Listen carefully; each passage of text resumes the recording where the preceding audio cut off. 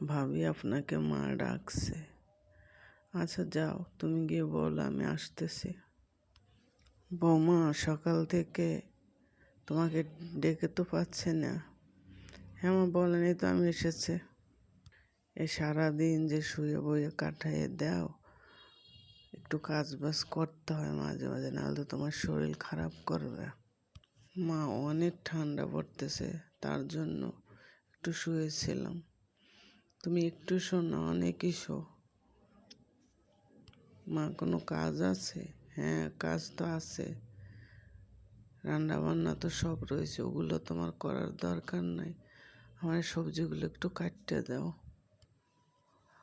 বৌমা, তুমি যেহেতু ডাক্তার বলছে একটু রেস্টে থাকতে, তাই বলে একেবারে শুয়ে শুয়ে থাকো না, তাহলে তোমার শরীর আরও খারাপ করবে, একটু হাঁটা চলাও করবে।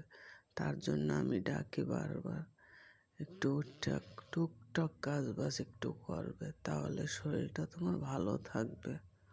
আমাকে পর ভেবো না।